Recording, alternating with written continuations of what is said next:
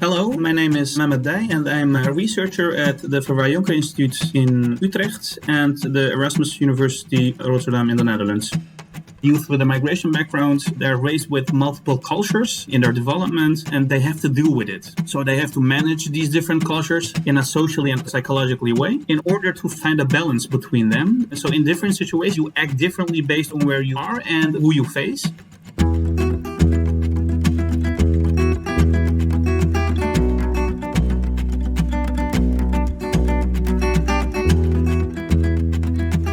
Hi, I am Sabrina Alanashi. And I'm Jana Fietze. And we both work in educational sciences at Erasmus University Rotterdam. In today's episode, we talk to Mehmet Dai, who is a colleague of ours at Erasmus University Rotterdam, currently pursuing his Ph.D. in the Department of Clinical, Family and Child Studies. In this episode, we talk about young people who identify with more than one culture and how they balance these different cultural identities in their daily lives. In the past section, Mehmet talks about being a Turkish kid in the Netherlands and how he himself has sometimes struggled to develop his own identity. He also talks about being the first one in his family to do a PhD, about not having many academic role models and how difficult it can be to explain to family members what it is exactly that he is doing as an academic. In the present section, we discuss an article by Stuart Ward, which describes how youth combine multiple social identities in different ways. And in the future section, Mehmet gives us insights into building a bridge between doing research and being an educational advisor and how both of these jobs can positively influence each other. Also, we discuss how schools can help students manage and combine different cultural identities. As always, you can find the references to the studies that we mention on our website. All right, let's start with the episode. Welcome, Mehmet, and thanks for being here.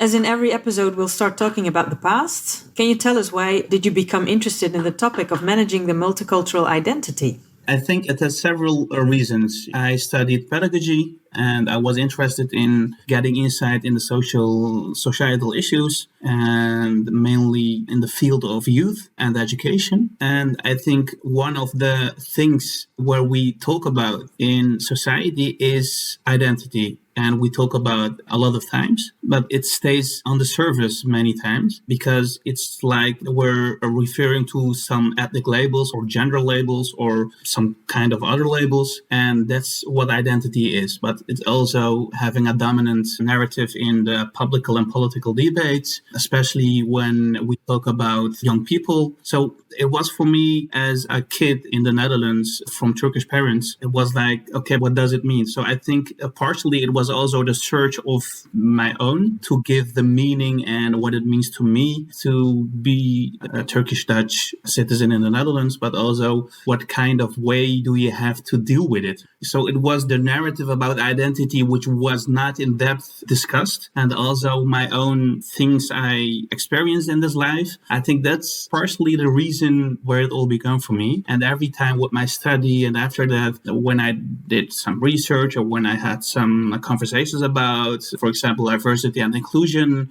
the subject and the topic of identity, it was there, but it was always there in a non-in-depth way. So I had to give more words to that, in a more scientific way.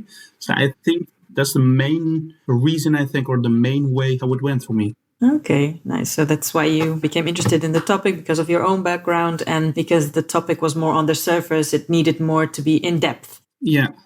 Why did you become a researcher in general? Are there other reasons for that? I'm searching for many insights about how we do things, the capacity or also the wish to get more answers for how things go in the way they're going, Mm-hmm. That was one of the reasons I think it was very important for me to say I want to become a researcher. But it wasn't very obvious because I didn't have many role models in my environment, about, I didn't know a lot of researchers. Mm-hmm. But when I did my study and I came in contact with with a lot of researchers and other lecturers. It was like I want to contribute to this field. And one of the reasons I didn't start with it, maybe for the listeners, I didn't start as a researcher. I started in the education. My study was about pedagogy, education, and society. So it was like societal issues from a pedagogical viewpoint. But I started I had to Google this, what the English term for it is. You know, what it was. Because in the Netherlands, we just have some job descriptions. I think, okay, how do I, not just in English, but how do I translate this to other languages? I was a student support coordinator for youth and students with autism spectrum disorder. And I did this a couple of years. So I started in education, and it was very meaningful the way you are supporting those young people which are in need to get more support than a regular student without autism spectrum disorder. It was very meaningful and I was happy with it. But I missed something, and it was the thinking about to take a step back and thinking about how do we want to organize the society for a lot of young people and not just people with disorders, but also a more bigger group of young people. So after 2 years, I guess, 2 years, I thought, okay, I can continue in this path and maybe it will be a good and meaningful job for me and I can grow up in the education system and continue with this beautiful job. But at the same time, I know I don't think this is the thing I have to do, It's because of my search. It's because of my, the theoretical insights I want to develop, the knowledge I want to develop, and to go with the knowledge to a bigger group, to the society. So I think that was, at that time, also a main reason for me to say, okay, I want to switch now in field and I want to become a researcher. Okay, an interesting way to becoming a researcher. Did you encounter any challenges on the way to becoming a researcher? Yeah, like I said, it wasn't obviously for me because when you talk about also in my family, I'm a researcher. It's not very common to become a researcher. My parents came here at a young age because their parents came to the Netherlands from Turkey as migrants to work here. And in the environment I was in my upbringing, there were not people like, they do not motivate you to go to in a research field, because it's not very common about what do you have to do as a researcher. It's not as common as becoming a doctor or a lawyer.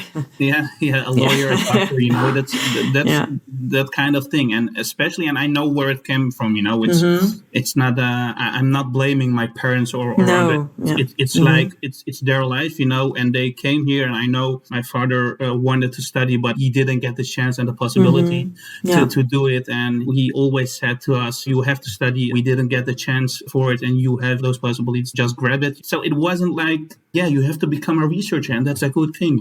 Because nowadays it's still like working like for 6 years right now as a researcher. I'm still describe what it exactly is and what it's good for, it's not that practical, you're reporting, you're writing articles and why are you doing that?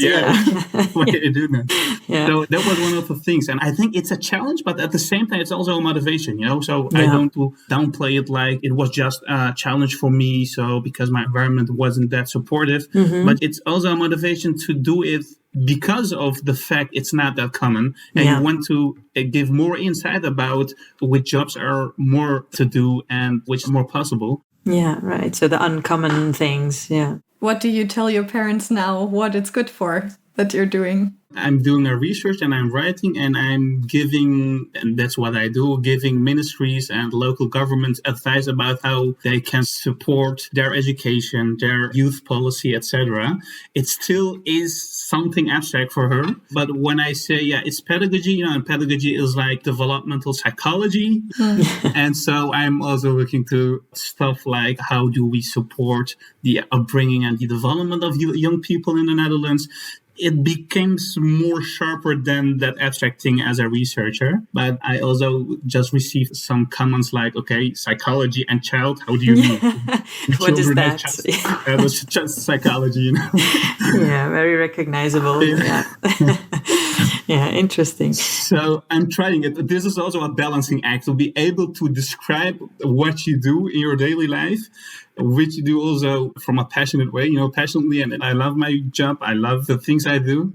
But it's a challenging thing for me still after 6 years to describe it in a good way for my parents-in-law or for my mother or for any other family members. Yeah. But it's still going and they accept it. It will become clearer. I hope so. Well, and what advice would you then give to other or junior researchers, especially for students with a migration background, for instance? Could you give them some advice? Like, what kind of advice would you give them?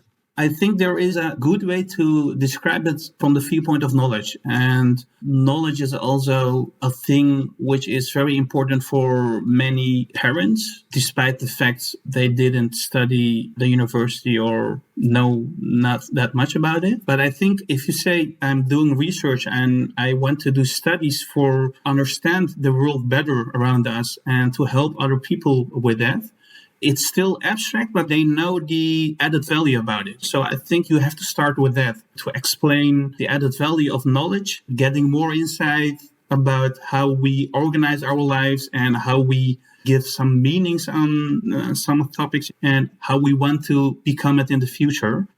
When I say I'm also doing my Ph.D. research to become a doctor, the association of doctor is more like, okay, so you're going to work at the hospital then? Yeah.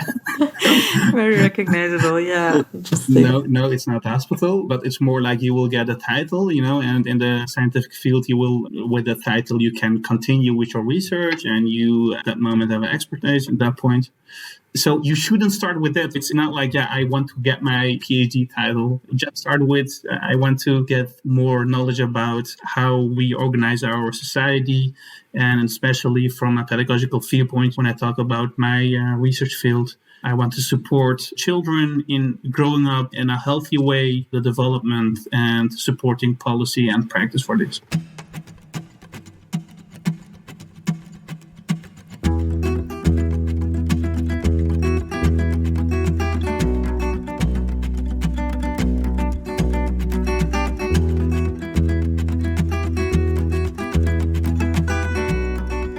This brings us immediately to our next section, the present. So which paper did you bring us today? Which paper are we going to talk about? That's a paper from 2011. It's from Stuart and Colleen. So my main topic is about identity development, and I'm looking at it from the culturally identity aspect. And I'm also looking at it from a more multiple cultural orientation, which a lot of young people from the second and third generation, so with a migration background, has.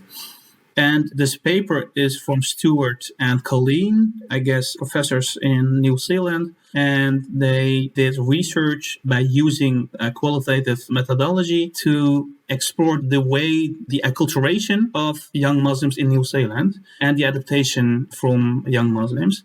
And it was the first paper for me where I started to read about the different strategies young people can use in order to balance or in order to manage their multiple cultural identities. So it was, for me, an outstanding paper because of the content, but at the same time, it was outstanding for me because of the methodological use of qualitative way in exploring this topic, because we know many papers and many research is not done in a qualitative way, but it's more like a quantitative study, with examining by more standardized skills, which are in a lot of way the primary means of examining acculturation or identity. But in this paper, they also work very critical about that, because it also can be flawed and you don't get the insights which you get from this one. So it was very outstanding for me. And that's the reason why I picked this one. We prepared a question which I always really like asking people. So if you had to explain the main findings of this article to your grandma, so how could you explain the main finding of this paper? Yeah, nice question. I think, a lot of minority youth with a migration background, they're raised with multiple cultures in their development, and they have to deal with it. So they have to manage these different cultures in a socially and psychologically way. in order to find a balance between them. So in different situations, you act differently based on where you are and who you face. And I think it's very important to get that insight also from the viewpoint of teachers or from the education or other practitioners, which are also working with young people, because of understanding what young people has to deal with. And with this paper, I think it was a great start to think about two types of strategies. It was like alternating identity style and the hybrid identity style, which means, if I start with the last one, with hybrid identity style is like you have to merge, you have to combine different cultural elements from one and other culture, and you make their just one identity from it, So it's more like a merging. And the other one with alternating identity style is you are shifting from the one to another. That's also, it depends heavily on who you face and where you're at that moment. So the setting is very important for this topic. And to get more insight in this, I think it really gives more understanding for us about how young people are facing this multiple cultural orientation, which they have to encounter in their daily life, and how they managed it in order to find a balance, in how they will use it in order to get a more precise way and a good way to deal with this task. Mm-hmm. So I think that was the reason I picked this research and paper to discuss with you. Yeah, and I think maybe to give it a bit of context, so I think overall this paper could be embedded in psychological acculturation, right? So from Colleen Ward, she has done a lot of research on this, and this can be understood as an individual's experience. So it is really much about the individual, not about the society, that is affected by the cultural origins, an individual, their ethnic group in which they're embedded, but also the host society that they grow up in or that they live in. Yeah. And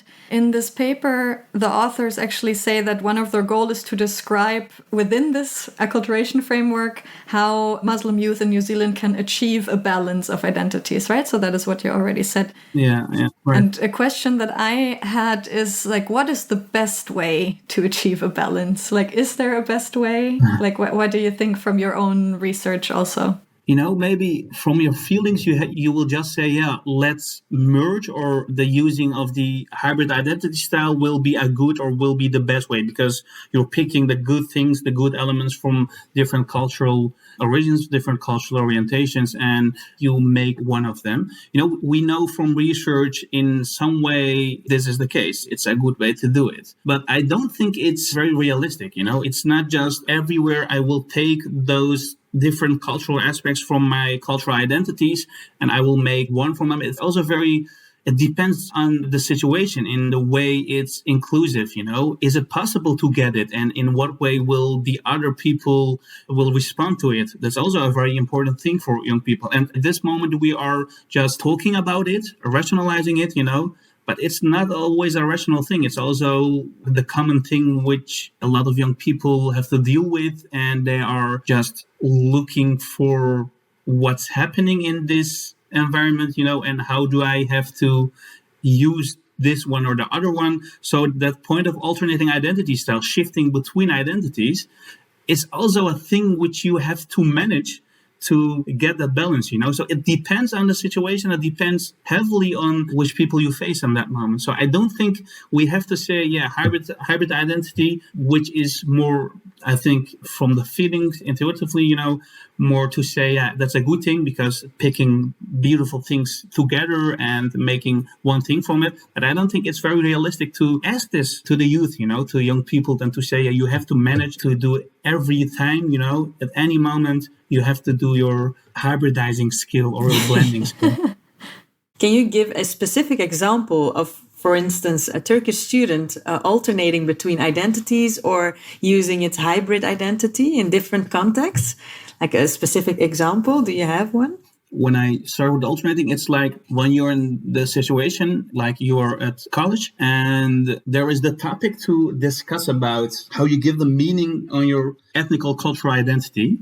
And at that point, you're just seeking around and looking who are there, Mm-hmm. And you're thinking about, okay, do I have to talk in this way or the other way? Which words do I have to use And because in order to, you are in a setting with a bunch of people and you will have a conversation, you're just talking in a way you think the other one will understand you without using a couple of words which is more common to you when you use it at home or with other young people which you are sharing the same cultural background, maybe, So you can pick that also in the words you will use about it. The other thing is also when you're at home, your Turkish side is more dominant because, your parents or your grandparents, there are also a lot of more from a Turkish way. So the Turkish language will be more dominant, to talk with. Yeah. It's more like the code switching. And we know a lot of young people with a migration background, from my research, for them, the Dutch language is a very dominant language for them in their daily life. Yeah. So when they speak with their friends, when they speak with other people, Dutch language is the commonly used language. But when they are with family members, when they are in the home situation, it will be more like the Turkish or the language from their culturally origin. Like I said earlier, it's not always a common thing you do, We overthink this. We are thinking about this and we are speaking right now about this, but a lot of young people, it's just the thing they do, they're used to it, to switch between and alternate between those settings and those contexts. That's one example of alternating. And I think with hybrid identity, it's the case in colleges and at the university. You're also seeing some exchange students from the country of origin, for example, Turkey. And if you have a conversation with them, they just saying, right, like, okay, the Turkish Dutch people here are so different. And it's quite the same when you speak with the Turkish Dutch people about the students which are here for their exchange, They're also saying the same. The Turkish students said they are not like us, So they can't say what it precisely or exactly is, a lot of time. But it's just different. I think that's the way how it goes. It's also the upbringing, the development you have to experience in the Dutch society. And you got some things. And it's like you can talk with them in Turkish language. But the way you're acting, the way you're speaking, and also the way you're thinking, it's different. And you can't say this is more Turkish than the other one, But I think that with a lot of young people with a migration background who is socialized in this society, it's in an automatically way, it's hybridized and it blended with them as a person. It's really nice that you can put these very concrete examples to it, because I think it's sometimes difficult when we talk about theories and we talk about assumptions, and then actually you try to understand what does it actually mean for actual people. Yeah. And I was wondering, because all of us are doing research in schools, or at least on youth, and I was wondering how schools can help students to find the right kind of balance, or a balance that they're comfortable with between these different identities that they have. I think it's important to start with acknowledging that part of identity development as a central task. What I don't see, and I'm talking about the context of the Netherlands, a lot of teachers, a lot of education professionals, they accept there is an identity development, but it's not a thing like we have to actively contribute to their development, It's not a thing like, okay, I just have to teach my profession, my topic. And I think the way the education approach this topic is too implicitly. So I think we have to make it explicitly, and also more going down to the need of individual students. I don't think we have to support all the students in their development, in their multiple cultural identities, because it's also a reality of life. And a lot of young people just experience this with trial and error, which is a good thing, which is a part of life. So we have to accept that one. But we have also to identify those young people who are in need to get more support from it. And I think it starts with the acknowledgement and with giving it a more and explicitly a meaning to say, okay, from the education, we can contribute to the identity development of these young people, of these youth. I think that's the starting point. And after that, when you have accepted it, and then you have to support them in explore their several cultural orientations they have and several cultural identities. So what does it mean to you, and in what way? That thing, to explore and to give that open setting to them to have a good exploration for this, it depends on the teacher you have. If a teacher does it, it's okay, but it's not from a more education thing, it's not a thing you will ask teachers, okay, in what way do you also support this development, which we know school is a very important place where young people also shape their identity and where they also experiment with their social identities. So I think it's a good thing to start with acknowledging the school as a good place for young people in order to support their identity development. That brings up another question for me, which is, you have already mentioned this, that a lot of people seem to switch between strategies, right? So it's really sometimes you use this, sometimes you use that. But in your own research, you also find that certain people have a certain style that they keep going to, or like a preferred identity style, I would say. Yeah. And I found something similar in my work also on Turkish heritage adults in Austria. And I found that interesting to see, why do some people choose the one and why do some people choose the other? Like, do you have any reason already, or like anything you find already in your research to answer this question? We're talking about the environment, we're talking about the setting. When young people experience there, it's an open place, it's an open setting for which they can blend, which they can use also other multiple cultural orientations, other several cultural aspects they also have. I think an inclusive setting is very important to do that. At the same time, I think it's also an interpersonal thing. So a lot of young people can deal with it, but also there are also a lot of young people who are more sensitive about some things, and it's very hard for them to deal with it. So you have also looked to individuals and how they deal and how they manage their several cultural identities from the level of society, or from the level of the context, or from the level of a setting. I think the inclusion as an important factor, but from interpersonal way, I think you have also looked to that individual, to the young people, how they deal with it, and is it possible for him or her to manage those identities? And if you take them both, so if you take the inclusion and also from the personal way, I think you will get an answer. But like I said, we have to research this topic, and I hope I will get an answer for next year or maybe year after.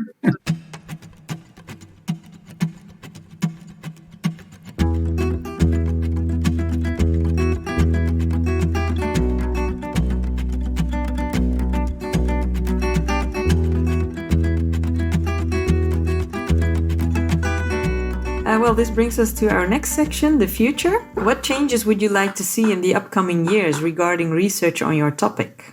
The framework from the multiple cultural identities is from one cultural identity and the other cultural identity. What I find very fascinating from the concept of hybrid identity is it's not just the cultural identity you experience is not just one cultural identity. It's a lot of people with the same background can experience in a different way.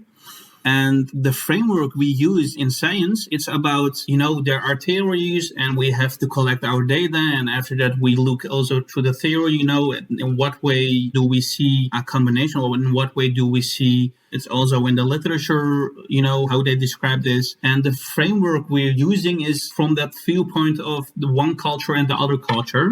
So I blame also myself in also conducting research in that framework, but I think we have to go beyond that, because the hybridity, and it's very complex, I know, because from research, we have to make it separate, we have to limit ourselves to make some research also researchable, The other point is very hard and it's very difficult to have research, but I think that sometimes we are bumping behind the reality of a lot of young people, which is the hybridizing is also a part of them. And they also have a different kind of cultural identity. They created that in just being, just living in the society with those several cultural influences. And at the same time, we just look at from one cultural identity to other. I don't think we have to say, okay, this is not the case anymore. It will stay, I think those are different cultural identities, but the way we are talking about the cultural identity, the framework we have, it has to go beyond this cultural identity and the other cultural identity. I don't have the answer for it right now, but I think it has to be more research, and we have to find a better and a more comprehensive way to describe and to explain the way young people also making one identity from, and it's not always one identity, but making a unique way of experiencing and of forming and shaping their identity. Do you mean that there are more identities and strategies for having an identity than alternating or hybridizing? Do you mean that? Yeah, the hybridizing and alternating are two strategies which we know they exist, So you mean that there are more than these two? Yeah. I think, of course, there will be more strategies, but it's also the way we look at cultural identity as this is Moroccan and this is Dutch, Yeah. The example I give to you when you asked about the hybrid identity, for a more concrete example, is more like, the Turkish or the Moroccan way of living for young people in the Netherlands is very different for young people from Turkey or Morocco, in what they see and the meaning they give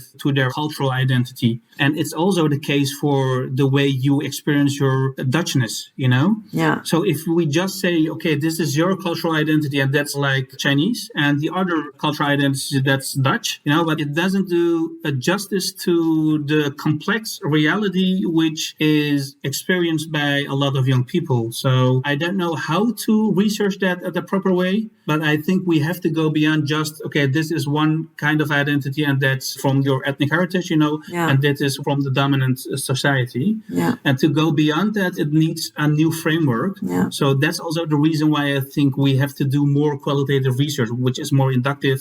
So in that way, we can make hopefully new theories and we can find also better words, better understanding about this concept. Yeah. And do you think that we're talking about culture in general, but every culture has also subcultures? Do you think that this also plays a role in this identity? I think that's a good thing to start with, because those subcultures, those are very important for some people and also for some young people. And the way they are using that subculture, within the broader culture is also influenced by the way they are living in the Netherlands, in this case, like how they experience some things, what happens. And there's also the meaning they give on that subculture or on the broader culture they have. Yeah. So we have to come in a more fluent way of describing and explaining cultural identity, beyond your heritage or it's from the dominant culture. Yeah, and I think what is another unique strength of what you are doing is that you're actually combining doing research, so to really now finishing your PhD, and then also being an advisor on the side. So basically, or to say, well, both I think have an equal part in your daily life and in your understanding also of who you are, I guess. That's what you told us in a meeting that we had recently. And I was wondering, which future potential do you see for people like you who can build a bridge between the research that they do and actually having an advisory role, so a clear direct link to schools, to universities, to anyone, to politics who have questions about these topics? Yeah, I think it starts with the virtual research design. I think a lot of researchers in universities, we are taking a lot of theories and other research central to say, okay, we have to continue with this research, But in that way, what I experienced with the combination of working for an institute, which has more a practice approach to research, to have the translation of knowledge to the practice and to policy, the main difference is the way we are doing the research from the need, what we see in the case of education from teachers or from other people working in education settings. And it's a very important thing to acknowledge and to understand that a lot of people from the practice, from those contexts are searching for practical things to do and to use in their daily life, in their daily work. And when you start with the need and you will combine it with more theories, with the knowledge we have from the field of research, I think it will become a more valuable way to make that translation to the practice, to how to use it in more schools as a teacher, etc. So I think really it starts with the design we use. And the academic culture is more like, okay, we have to start with more theoretical views and we have to collect data and more like the assumptions which we have. And can we also find some data which is conflicting this or not? I think it's another way to look at research and knowledge than when you look at from the way of, okay, what are the needs and what can you identify when you are frequently in contact and when you frequently have conversations with those in the practice, and to take that as a central starting point. And after that, okay, this is the knowledge we have and we can do it. with this, I don't want to devalue or downplay fundamental research, I think it can exist alongside, and we have to use it also in combination. But when we just aim to have a publication in a scientific journal, which is very good in academic world, and that's the aim for a lot of researcher, I don't think we will get that transition to support the policy or the practice from our knowledge. It will just continue like now. And when we think we need a change, and I think we need that change, we also have to start with how do we start this research? Is it literature and the theories our central point? Or do we want to start with the need from the practitioners, from the people in the practice or from policymakers? And how can we combine it with the theories we know about this topic? Yeah. And do you have maybe an example of a recent practical advice that you've given, or like a recent question that somebody had for you or something like this? Yeah, like we started in Utrecht with evaluating a lesson in a secondary school. It was an intervention program, which was like 1 hour in 7 weeks. And the school, they started by themselves with this lesson because they are in a neighborhood with a lot of youth with a migration background, especially from originally the parents from Morocco. And so they wanted to start something what is also recognizable for them, in the content they will give. So they started with lessons about the history of Morocco, the history of North Africa, and the history of Islam. And it was very focused on to strengthen the ethnic and cultural identity. It was one of the lessons which started without the intervention of our researcher. It was like, okay, this is the need. We see this. And a lot of young people say, okay, we have the history lessons here and that's okay. But we can't recognize ourselves in the content we get. That was for them a starting point to say, okay, we have to give them also lessons about their cultural background and history. And also about how it started with the migration with their grandparents and their parents, etc. That history also, that was also a part of the lessons program. So they asked us, because they know about my research identity, to have an evaluation about that. And at this point, we had observations, we had interviews, we had pre- and post-tests about how it impacted also their hybrid identity, their ethnic identity, their sense of belonging, their school belonging, also from theory. So we did the research, and next year we will develop the lessons further, to have a more reconciliation with the literature we know about, giving lessons about identity development and especially from the multiple cultural identity. Mm-hmm. So I think it's a good example to say, the need came from the practice, from the education, from the school. And we also used our knowledge about this. We used also the theories about it to say, okay, we want to develop this lessons program, this intervention. We want to develop it further. And hopefully this will be also the case for another research in the future. So that's one of the examples I give to you. It's a nice example and also remarkable because I really recognize some parts of my research, which is culturally responsive teaching. And this is what you are describing. How can teachers be culturally responsive in order to develop this identity in students? Nice to hear that teachers need that. So I think that brings me to the final question. That is a question that we ask every single guest on our podcast. How do you stay motivated in your job as a researcher? I think the conversations I have with teachers, with practitioners, with young people self, and when I have those conversations, it's, it sounds a bit nerdy, but I just think about my research and, some theories. And I think, oh, this is very interesting. I think that contact is very important for our researchers to have, also to get some feeling with the practice, with those people who you research, which are part of your research group. So I think it's very important to keep that feeling and to have the conversations and the contact with those people. That's one. And the other one is also reading non-academic books about this topic, especially if we talk about identity, it's a hot topic, I think there are a lot of books about how people develop their own identity and how they experience it right now and where it came from, the political and the more societal views about it. I think that's also a very interesting way to look at it because you're not just looking at it from a more scientific point of view, but also from how normal people, sorry to say this, talk about this topic and how they experience it, And if you read a non-scientific book, for example, So they give it a meaning, and for them it was important enough to write a book about it. Yeah. And I think that's very good for a researcher also to read it in that way. And it's also, a relaxing way to read about the topic, about your topic. And you are also able to read about the topic in a non-scientific way. I think those two things are things what I want to mention and what is worth to mention to stay motivated in my field of research. Thank you, Mehmet. Well, we arrived at the end of the podcast. Thank you for joining us today and for helping us increase visibility of outstanding social scientists as yourself and of cutting-edge research. And thank you all for listening, and talk soon.